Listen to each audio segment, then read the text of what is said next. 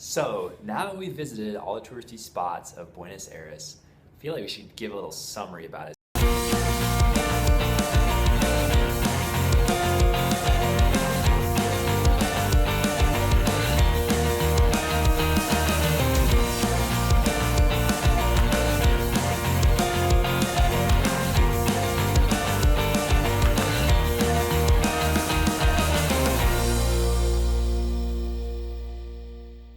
Buenos dias! Today we are going to explore some of the more touristy areas in Buenos Aires. What we did yesterday was touristy too. I know. So we're going to two other main touristy areas. This is like when you think of Buenos Aires, you think of... He said that's so good! Hey, I'm learning. You think of La Boca. That's where tango was started. So it's super colorful, like really cool streets, but it's just like this little triangle that you basically walk around, and the rest of it is a little bit rough apparently for neighborhoods. You just go to the one touristy area, stay where the tourists are. And so yesterday we were both, I was not myself traveling. I felt pretty much normal. I mean, sure, I was keeping an eye out a little bit more than normal, but I mean, you do that in any big city, like you're always on alert. And it's good to be street smart and to be aware the whole time. But I wasn't enjoying myself as much. She was not. No.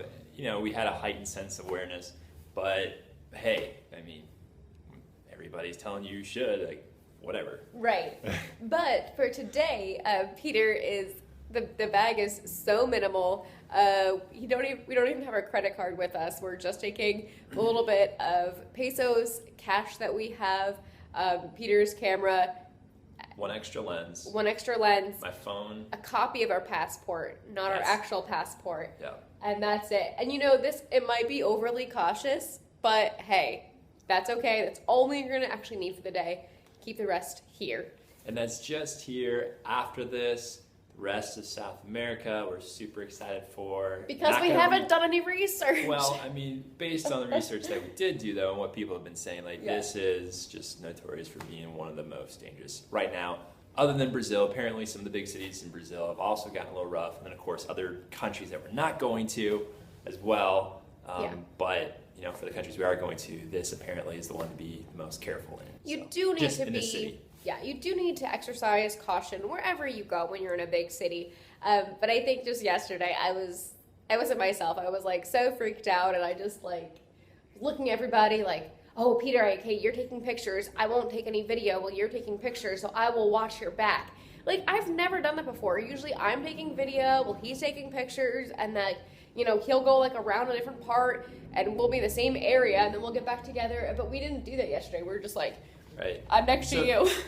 So we are, you know, everywhere we go, we've been very careful. We've been aware of our surroundings and aware of our stuff, keeping track of everything. So we've been smart. And we've had other places where people are like, oh, it's dangerous, like Paris, you know, you gotta watch out for pickpocketers and all that stuff. Or, you know, even in Vietnam, like our hotel, the person at the hotel would be like, oh, watch all your stuff because people try to grab it and things. And so we never had a problem with that. No, you can avoid being pickpocketed by not having anything in your pockets. What I'm concerned about is we did see a video where somebody was robbed by gunpoint here in Buenos Aires on a group tour. But he was on the group tour, as a bike tour, and he was hanging way back. So he was hanging way back. And he had a big gorilla pod with a big camera on the end of it, like mine. But then he also had a microphone on top of it. And a backpack, GoPro. And a GoPro. So, I mean, yeah, we're not doing all that crazy stuff. Nope. Going under the radar. All right, let's finally get going.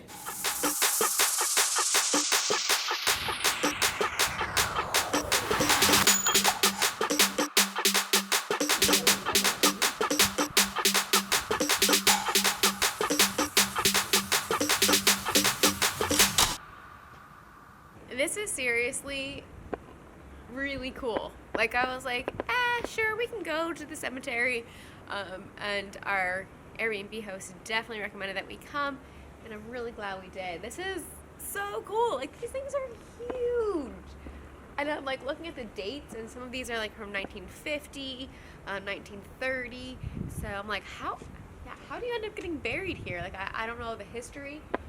it's like really cool to walk in, and the weather is perfect for it. It's actually quite cloudy right now, which works good for this part, and hopefully it's sunny by the time we get to La Boca. Oh, 1907. Ah, here was a general. I love it because they're all so different.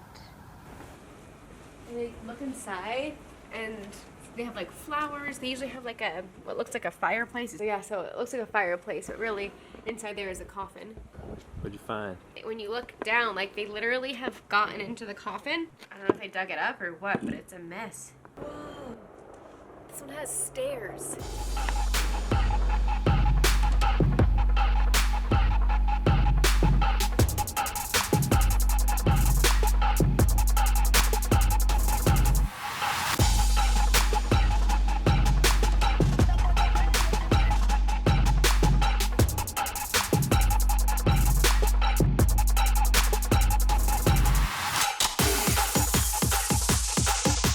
We just got done exploring San Telmo. This is like the older part of the city. And now we're gonna head to La Boca, get our tango on. It's actually quite chilly today. And we figured out that in order to get an Uber and not have the taxi drivers come after you, what we've done is we waited by a bus stop. So it looked like we were getting on the bus. The Uber was able to pull right in, we got right in.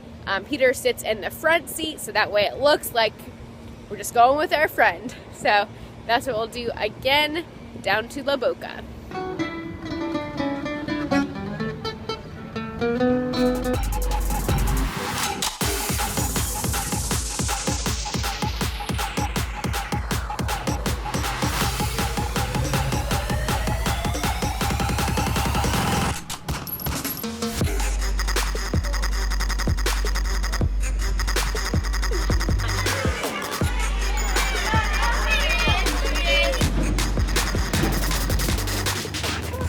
We're back!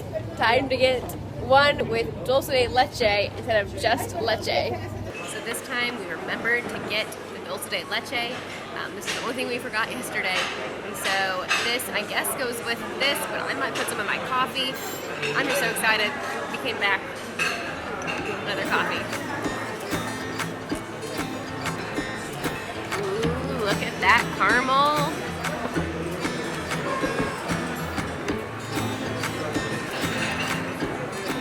Thanks, Ruben. That's worth it.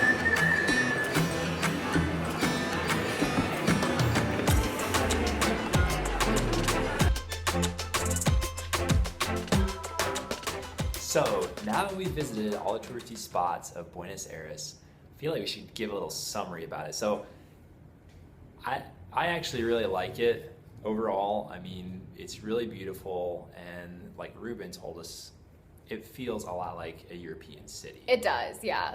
I mean, architecture. It feels like we could be in Spain somewhere. I mean, with the architecture, just the way it looks, and obviously everybody's speaking Spanish, you could be in Spain. But I really like La Boca. Like, the really touristy spot was beautiful. I love all the colors. I thought it was really fun. Lisa's. And everyone was actually really nice. Like, there were people obviously trying to get you to come into their restaurant, but as soon as you said no gracias, I mean, they were just, most of them were just like, okay, fine, have a nice day. No gracias. Right. There was one that was like, why not? but that was it. We just told him we're just not hungry right now. Yeah, and then he left us alone. And he's so like, okay. They weren't like overly pushy. Not really pushy at all. There's really just one little triangle that you walk around in there. So there's not a whole lot to see outside of that little triangle where you have all the colorful buildings. It's pretty run down, pretty rough, pretty ghetto. We had to walk out of there to get to another main street to take an Uber because Uber wasn't allowed to go down there. So that was kind of annoying. In fact, they had like signs where all the taxis were. Uber is illegal. And then I went on the app, and sure enough, we couldn't get an Uber to come down there. It said it's not available for this area, so we just walked out of that area, and then we're able to like 5 minutes. But so that's the one. It was a little bit of a sketchy area. Yeah, I mean, after being down there in the most dangerous part of the city here in Buenos Aires, honestly, I don't think there's that much to worry about. Now, take that with a grain of salt, obviously, because some people have had issues. Thankfully, we didn't have any. I really think, after experiencing it, it's really just like any other big city. Yeah. I mean, yeah, be street smart, but don't worry too much. Have fun. Enjoy the city. When we were coming back from La Boca going to Cafe Tortoni, I was just like, oh, this is so nice, just really enjoying it. We got back to Cafe Tortoni in a really nice part of town, and I'm just like right at home, like totally chill, like compared to yesterday, you know? Yeah. And I'm just loving it. When we got an Uber, we were to stay by a bus stop, so the taxis think you're waiting for a bus. So that is the one annoyance still with Buenos Aires, and hopefully they will sort that out soon. Hopefully Uber will be more accepted and the taxi drivers won't act like the mafia and be so But I think hassling. honestly, had we done other public transportation like the buses or the metro, we would be fine. You know, if I had to choose one of those, I would choose the bus over the metro, just because then, I mean, we haven't gone underneath, we don't know what it looks like, but the buses, there's so many of them, and you're out in public then. So yeah, I think the buses would have been fine. There's tons of taxis everywhere. We just have a thing against using taxis. We love Uber. Thank you, Uber, for developing the technology. I mean, it's just so nice to be able to travel anywhere around the world, not necessarily know the language, use something that's familiar, be able to use your credit card to pay for your ride, know exactly what it's going to cost, and the driver that's going to pick you up knows exactly where you need to go because it's already entered in there. Right, you don't have to like explain where you have to go, or So much show where you have easier. to go, or show it in English, and they're like, what is this? And you're like then trying to translate it. Right. So we've 'Cause otherwise- done that a couple of times, but hardly ever, because takes so it long. just takes a lot more effort. Because yeah, before you can get a price to know how much it's gonna cost you for the trip, you have to like show them where you're going, and then you got to figure that all out. Anyway. Yeah. So this second time we were at Cafe Tortoni, we liked it better. Not only because we finally got the dulce de leche with our croissants, which was amazing, but also because our waiter was so great. I feel like yesterday our waiter was kind of just like, all right, some more tourists, let's get them in, get them out. We weren't ordering that much, and so I think he just wanted to get us out so he could have a table with somebody else. Waiter today, he was an older guy. You can tell he's been doing this quite a while. He took several pictures of us. So he saw us taking photos of the food, and then he offered to take photos of us, which was super nice. They turned out great. And his name was, well, it was spelled like Angel. I'm sure that's not how you pronounce it. But ask for Angel. I know it's like you're probably going to wait a while at Tortoni, but if Angel is working that day, wait for his table. He's awesome. I love this jacket so much. I seriously feel like Little Red Riding Hood in it. It's so fun. Was this guy a pirate? It's really hard to see in that one. Just see my reflection. Yeah. Hello. Yeah, exactly.